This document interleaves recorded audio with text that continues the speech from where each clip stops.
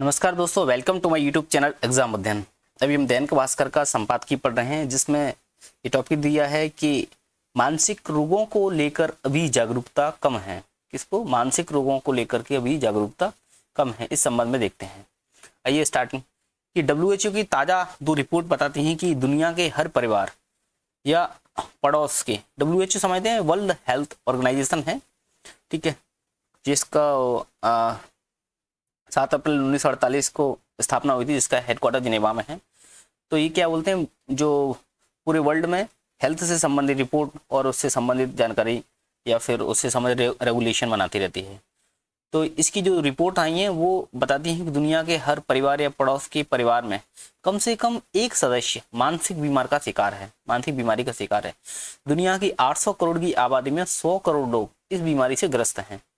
भारत के संदर्भ में देखें तो परिवार में औसतन 4.4 सदस्य हैं, लेकिन गांवों में या उत्तर भारत की घनी आबादी वाले राज्यों में परिवार का आकार काफ़ी बढ़ जाता है। तो रिपोर्ट के अनुसार दुनिया की आबादी वृद्धि से अधिक तेजी से मानसिक बीमारियों के शिकार लोगों का प्रतिशत भी बढ़ रहा है, क्योंकि यह बीमारी लोगों में फैसले लेने, समसामयिक सामाजिक मानदंडों के अनुरूप आचरण करने की क्षमता को बाधित करती है। इसलिए इस कारण वैश्विक जीडीपी में $1 ट्रिलियन की कमी आंकी गई है। WHO की चिंता यह है कि विकासशील देश अभी इस खतरे के प्रति सजग नहीं है। जहां संपन्न देश इसकी रोकथाम और उपचार के लिए प्रति व्यक्ति $65 खर्च कर रहे हैं, वहीं गरीब देश मात्र $0.04 खर्च कर रहे हैं। मानसिक बीमारी में डिप्रेशन और एंजाइटी ये दोनों प्रमुख होती हैं। WHO की आगामी 25 सितंबर की बैठक में दुनिया के देशों को इसके प्रति सजग करने जा रहा है। इससे पहले वो अपनी अगली रिपोर्ट में देशवार ब्यौरा भी देगा, ताकि दुनिया की 144 देश इस संकट को लेकर अपनी स्थिति को समझ सकें। अगला है नेपाल में सोशल मीडिया बैन कर भारत के लिए सबक। तो विराग गुप्ता लिखते हैं, सुप्रीम कोर्ट के वकील हैं ये। सोशल मीडिया की वजह से भ्रष्टाचार, वंशवाद, कुशासन के खिलाफ जागरूकता बढ़ती है। सोशल मीडिया की वजह से क्या होता है, भ्रष्टाचार कर रहे हैं लोग, वंशवाद को बढ़ावा, कुशासन, इनके खिलाफ जागरूकता बढ़ती है, ये सत्य है। तो जैसे बात करें अपन नेपाल, बांग्लादेश, श्रीलंका, इसमें जो सरकार है, इन देशों में तख्तापलट के तमाम कारण बनते हैं। इसके अलावा भी इसने भी बहुत भूमिका निभाई, किसने? सोशल मीडिया ने। लेकिन हिंसा, आगजनी और संस्थाओं को ध्वस्त करने के बाद जन आकांक्षाओं को पूरा करने के लिए जैन जी के पास गवर्नेंस और नवनिर्माण का रोड मैप नहीं दिखता है। महाभारत काल में मूर्छित पांडवों को होश में लाने के लिए युधिष्ठिर संवाद हुआ था। उसी तर्ज पर गरीबी, बेरोजगारी, असमानता से निपटने के लिए राष्ट्र निर्माण में जैन जी को जोड़ने के लिए सोशल मीडिया के सबसे बड़े बाजार भारत में इन 4 पहलुओं पर संवाद के साथ ही मुकम्मल कार्रवाई की भी जरूरत है। तो पहले कौन सी? टेक कंपनियां। जैसे संसार का सबसे बड़ा आश्चर्य क्या है, यश के प्रश्न का आधुनिक जवाब कुछ ऐसा होता है कि फेसबुक, व्हाट्सएप, यूट्यूब जैसे मुफ्त में सेवाएं देने वाली कंपनियों का मुनाफा कहां से आता है। अमेरिका में फेडरल ट्रेड कमीशन की नई रिपोर्ट के अनुसार कंपनियां विज्ञापन, ट्रैकिंग, AI प्रोजेक्ट के लिए अरबों लोगों के डाटा का गैरकानूनी इस्तेमाल कर रही हैं। सोशल मीडिया को नियंत्रित करने वाले धन्ना सेठों के साथ ट्रंप ने बैठक की थी। कयास है कि चीन के सामने नतमस्तक नेपाल PM ओली के तख्ता पलट के पीछे टेक कंपनियों की बड़ी भूमिका है। डेटा प्रोटेक्शन नियम के बारे में बात करें अपन तो शिकायत अधिकारी की नियुक्ति समेत कई नियमों के पालन के लिए नेपाल सरकार ने 2 साल पहले ही आदेश जारी किया था कि पिछले साल टेक कंपनियों के संगठन के नियमों के पालन में असमर्थता जताई गई थी। तो पिछले महीने सुप्रीम कोर्ट ने सोशल मीडिया कंपनियों के रजिस्ट्रेशन के लिए आदेश दिया था। इसके अनुसार सरकार ने इन कंपनियों को 1 सप्ताह में रजिस्ट्रेशन करवाने की चेतावनी जारी की थी। तो सुप्रीम कोर्ट के आदेश की अवहेलना और नियमों का पालन नहीं करने वाली Facebook, messenger, YouTube, Instagram, WhatsApp, LinkedIn से 26 जो कंपनियां थी उसको बैन कर दिया गया था। तो विद्रोह भड़कने के बाद बैन हटा लिया गया। हालांकि सवाल यह है कि यूरोप में जनरल डेटा प्रोटेक्शन रेगुलेशन का पालन करने वाली टेक कंपनियां नेपाल में नियमों का पालन क्यों नहीं कर रही हैं। भारत सरकार ट्रंप के टैरिफ युद्ध के ऐलान के बाद, ट्रंप के टैरिफ युद्ध के ऐलान के बाद प्रधानमंत्री ने स्वदेशी से आत्मनिर्भर भारत का आह्वान किया है, लेकिन सरकारी काम में विदेशी एप्स के गैरकानूनी इस्तेमाल और समाज को सोशल मीडिया के नशे से मुक्त करने का प्रयास नहीं हो रहा है। संसद की स्थायी समिति की रिपोर्ट में फेक न्यूज के खतरे के मद्देनजर सेफ हार्बर कानून पर पुनर्विचार की बात कही गई है। दिलचस्प यह है कि भारत में फेक न्यूज की स्पष्ट कानूनी परिभाषा नहीं है। विदेशी कंपनियों के दबाव की वजह से 2 साल पहले ही पारित डेटा सुरक्षा कानून को अभी तक लागू नहीं किया गया है।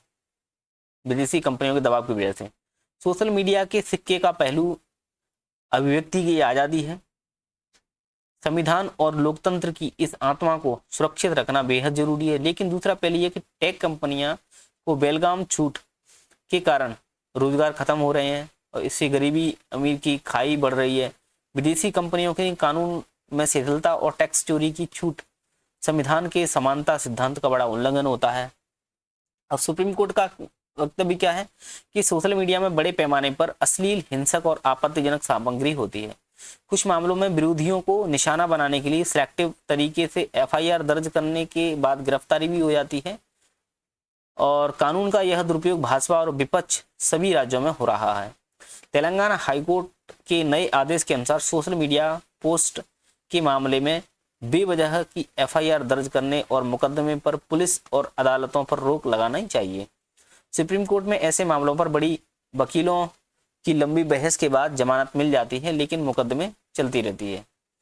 सोशल मीडिया कंपनियों के नियमन से अनेक लंबित मामलों पर कई सालों से सुप्रीम कोर्ट में सुनवाई नहीं होती है और नहीं हो रही है और सुप्रीम कोर्ट के जज सूर्यकांत ने एक नए मामले में सोशल मीडिया गाइडलाइंस बनाने के लिए सरकार को आदेश दिया है और ये जज के अनुसार व्यावसायिक मुनाफा कमाने वाले इन्फ्लुएंसर को अभिव्यक्ति की आज़ादी के मौलिक अधिकार की कानूनी ढाल नहीं मिलनी चाहिए। अगला जनसत्ता का एडिटोरियल है, समावेशी डिजिटल तंत्र की जरूरत है। इसी से संबंधित ऑलमोस्ट अभिषेक कुमार सिंह लिखते हैं इसको।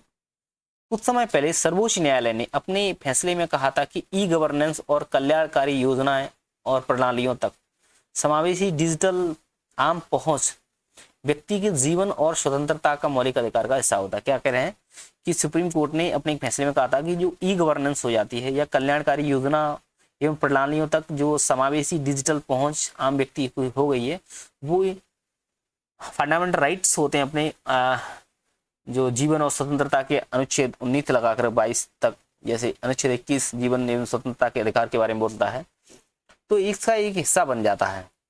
तो मामला तेजाब हमले के एक पीड़ित और दृष्टिबाधित व्यक्ति की ओर से याचिका दायर से जुड़ा हुआ है। याचिकाकर्ता ने मुद्दा उठाया कि देश के तेजी से विकसित हो रहे डिजिटल परिस्थिति तंत्र में तमाम योजनाएं और सेवाएं ऐसी हैं जिनमें बायोमेट्रिक पहचान से जुड़ी प्रक्रियाएं शामिल होती हैं।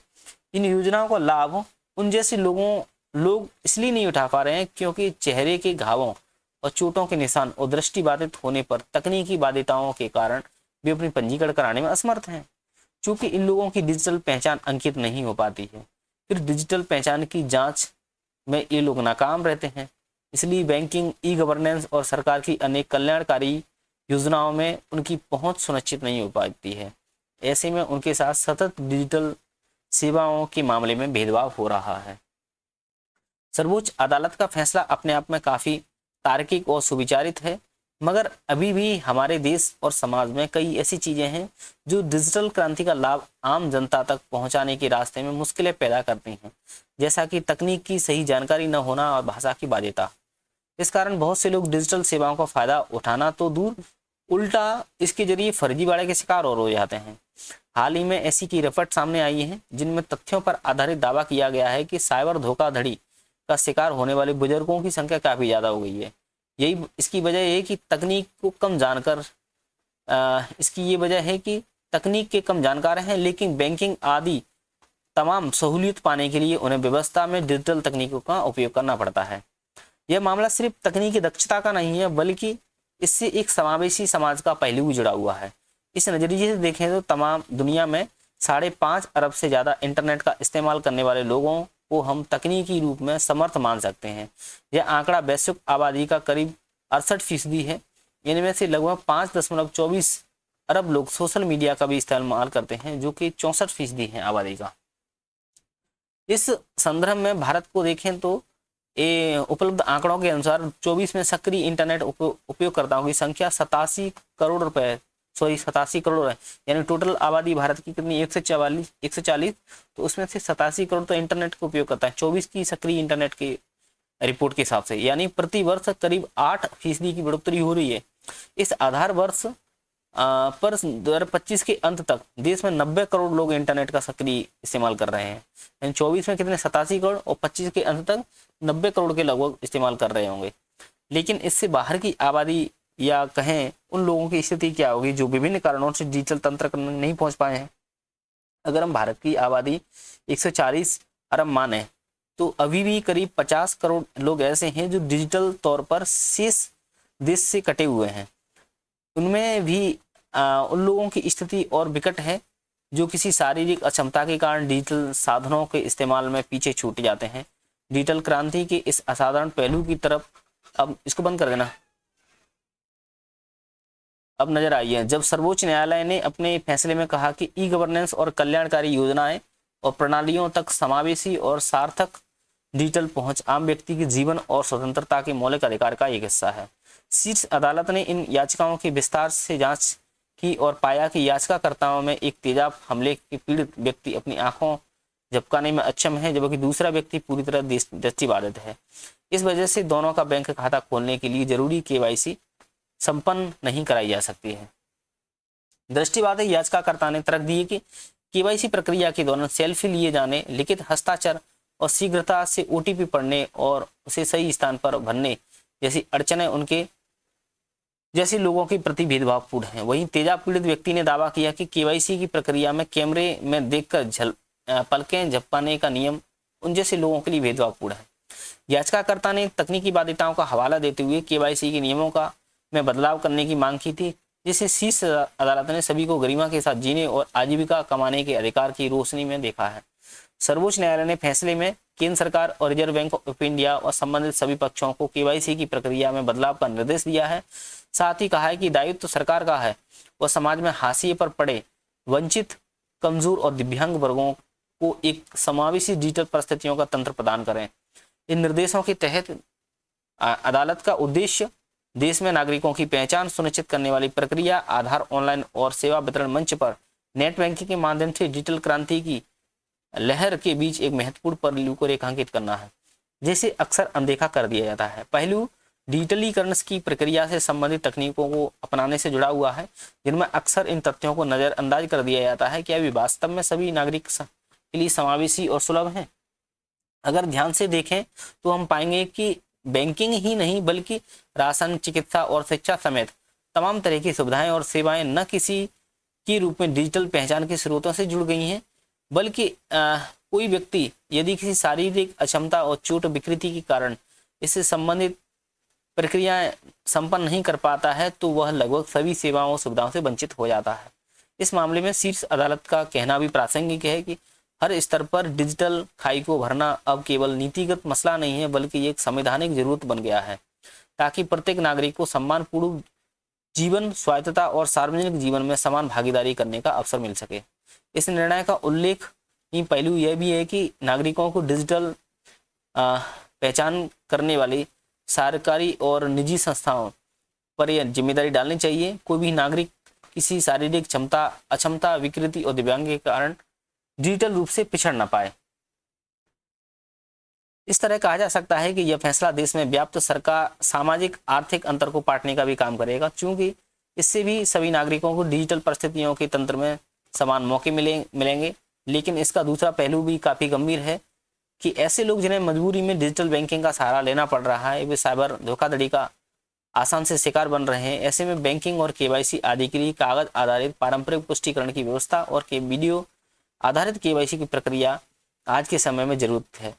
इस तरह की भाषाई समस्या के समाधान के लिए अनुवाद तथा ऑडियो को केवाईसी का हिस्सा बनाना चाहिए, जबकि दृष्टिहीनों के लिए ब्रेल लिपि आधारित प्रक्रिया विकसित की जानी चाहिए। अगला राष्ट्रीय सहारा का ये एडिटोरियल है मॉरिशस के साथ सहयोग। भारत और मॉरिशस ने फैसला लिया है कि अब दोनों देश स्थानीय मुद्रा में व्यापार करने की दिशा में संजीदगी बढ़ेंगे। वाराणसी में मॉरिशस के प्रधानमंत्री डॉक्टर नवीन चंद्र राम गुलाम के साथ द्विपक्षीय शिखर वार्ता के दौरान प्रधानमंत्री मोदी ने कहा कि भारत और मॉरिशस के महज पार्टनर नहीं बल्कि एक परिवार हैं। पिछले साल मॉरिशस में यूपीआई और जो रुपए कार्ड होता है इसकी शुरुआत हुई थी। अब दोनों देशों ने स्थानीय मुद्रा में व्यापार करने का मन बनाया है। प्रधानमंत्री मोदी ने कहा कि भारत हमेशा मॉरिशस की संप्रदा के पक्ष में रहा है। मुक्त, खुला और सुरक्षित, स्थिर और समृद्धि हिंद महासागर हमारी प्राथमिकता में रहा है। मॉरिशस भारत की पड़ोसी की प्रथम और विजन महासागर का एक अहम स्तंभ है। इस हिंद महासागर के साथ करार हुए हैं महासागरीय देश के साथ में करीब 6,000 करोड़ रुपए के विशेष आर्थिक पैकेज की घोषणा की गई है ताकि मॉरिशस अपनी बुनियादी ढांचे और स्वास्थ्य सुविधाओं को बेहतर कर सके। माना जा रहा है कि पैकेज मॉरिशस में रोजगार की स्थिति को बेहतर होगी। भारत की इच्छा है कि मॉरिशस इतना समृद्ध हो कि ताकि हिंद महासागर में अपनी सामुद्रिक स्थिति खासी मजबूत कर सके। भारत और मॉरिशस के बीच उनके नागरिकों के बीच सहोदर भाव से खास मजबूती मिलती है। भारतीय संस्कृति का यह विस्तार सरीखा दिखलाई पड़ता है। वहाँ की आबादी का बड़ा हिस्सा उन लोगों का है जिनके पूर्वज 19वीं शताब्दी में बिहार और उत्तर प्रदेश के गिरमिटिया श्रमिक के रूप में इस पूर्वी अफ्रीकी देश पहुंचे थे। गिरमिटिया श्रमिक के रूप में कहाँ से? बिहार और उत्तर प्रदेश से 19वीं शताब्दी के टाइम पे उन्हें खासकर कृषि खासकर ईख की खेती में लगाया गया है और मॉरिशस की प्रगति में भारतीय मूल के इन लोगों ने उल्लेखनीय योगदान दिया था और बाद में कालखंड में इनके वंशज मॉरिशस में नीति नियंता की भूमिका में उभरे थे। देश की बागडोर उन्होंने संभाली थी। मौजूदा प्रधानमंत्री डॉक्टर नवीन चंद्र राम गुलाम के पूर्वज भी भारत से वहां पहुंचे थे। आज भारतीय मूल के मॉरिशस के नागरिक दोनों देशों को खास आयाम दे रहे हैं। भारत ने शुरू से ही मॉरिशस के प्रति सहयोग की भाव रखा है। उसे आर्थिक सहयोग के मामले में प्राथमिकता पर नजर रखा है। भारत तकनीकी लिहाज से मजबूत आधार रखता है और मॉरिशस को सहयोग में तकनीकी पहलू को अच्छे से जोड़ सकता है। स्वास्थ्य भी ऐसा एक क्षेत्र है जिसमें भारत की प्रगति और उपलब्धियों से मॉरिशस लाभान्वित हो सकता है।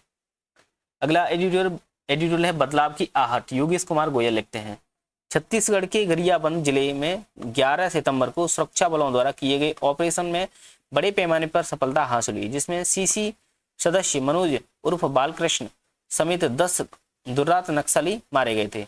यह मुठभेड़ शोभा और मैनपुर थाना क्षेत्र में जंगलों में हुई थी, जिसमें 1 करोड़ के इनामी तेलंगाना के वारंगल निवासी 58 वर्षीय मोडेम बालकृष्ण के मारे जाने की पुष्टि स्वयं एसपी निखिल राकेचा ने की थी।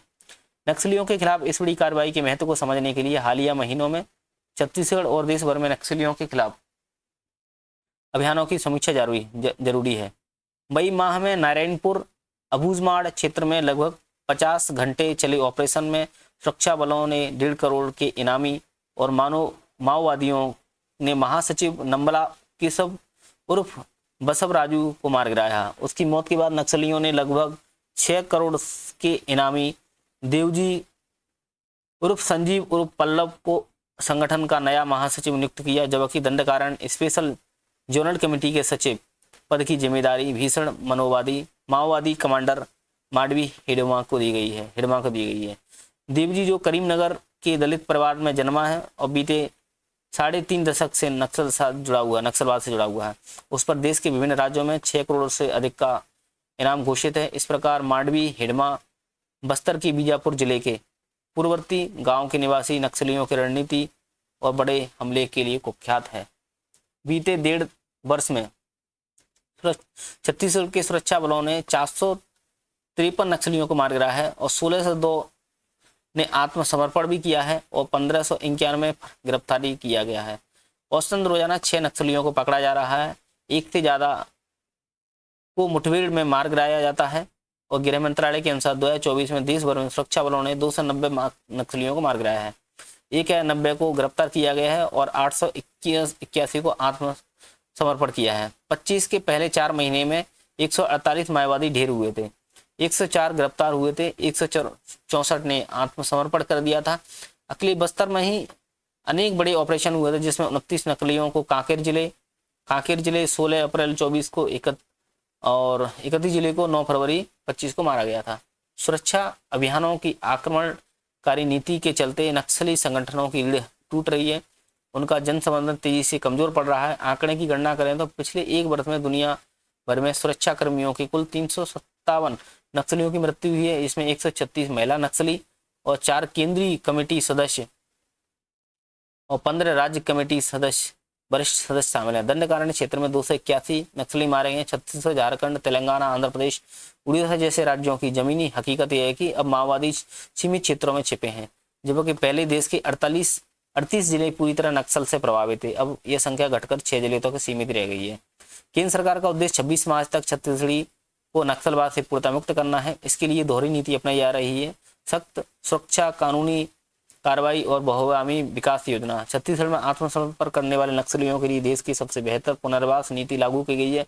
3 साल तक प्रति माह 10,000 रुपये प्रोत्साहन राशि और कौशल विकास प्रशिक्षण, स्वरोजगार, नगद इनाम, कृषि या शहरी भूमि का आवंटन।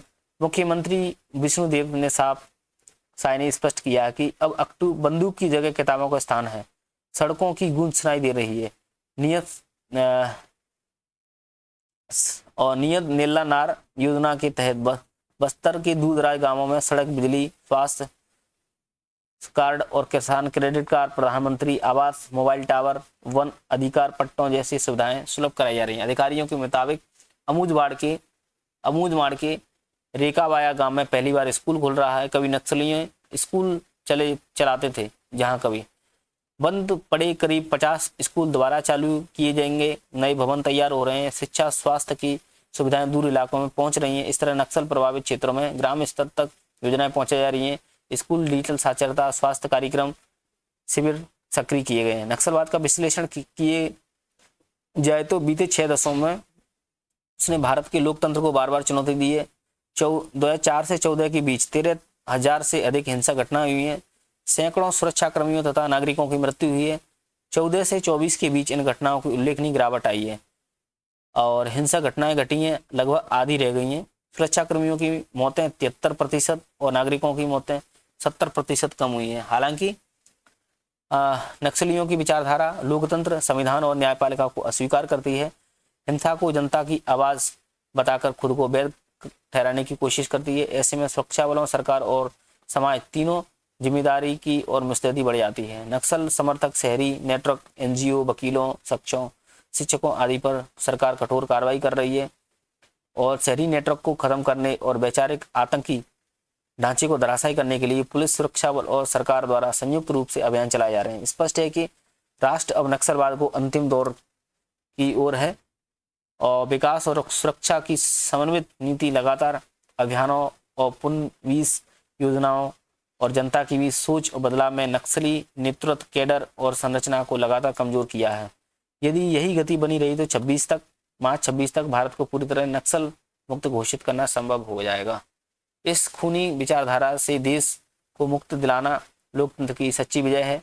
वह लोकतंत्र जिसने दशकों तक हिंसा और विद्रोह और आतंक से जूझते हुए आज विकास और शिक्षा, स्थायी शांति की दिशा में निर्णायक कदम उठाया है। इस प्रकार से बहुत सी शानदार एडिटोरियल आज अपने संपन्न की। ये नक्सलवाद पर एडिटोरियल था, बदलाव की आहट के संबंध में। 26 मार्च 2026 को इसको टारगेट बनाया गया है, मार्च 26 को।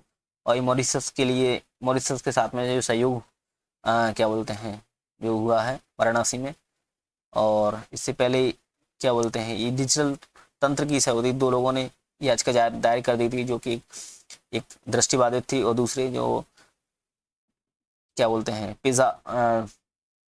तेजाब उन पर छिड़क दिया था, उससे संबंधित था। और एक नियम प्रोटेक्शन बनाने से संबंधित एक कानून थी, जैसे कि नेपाल में सोशल मीडिया पर बैन भारत के लिए सबक इस टाइप से हुए हैं। और मानसिक रोगों को लेकर जागरूकता कम है, ये WHO के अकॉर्डिंग रिपोर्ट है, उसके माध्यम से बताया गया है। Thank you. जय हिंद, जय भारत।